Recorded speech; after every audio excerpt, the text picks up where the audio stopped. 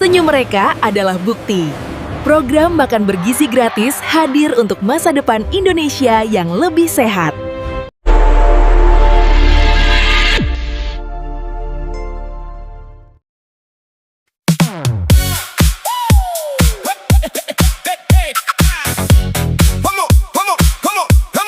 Program MBJ segera evaluasi.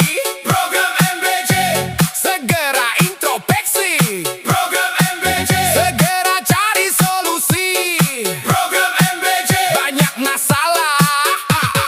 Program MBJ anggaran 15.000, mengapa harus turun jadi 10.000?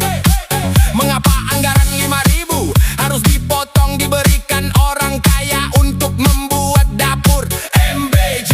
Padahal pengusaha warung kecil banyak sekali. Tinggal membina mereka dengan pengawasan khusus dan ketat, memberikan jatah 15.000 penuh kepada anak bangsa agar menu dan gizi lebih baik. Agar menu dan gizi lebih baik. Agar menu dan gizi lebih baik. Agar menu dan gizi lebih baik. Katanya bisa makan daging sapi. Katanya bisa makan daging sapi. Katanya bisa makan daging sapi. Tapi lihat menunya, mana daging sapinya?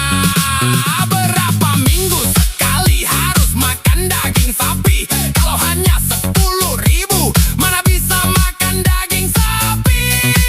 Setiap 2 hari sekali.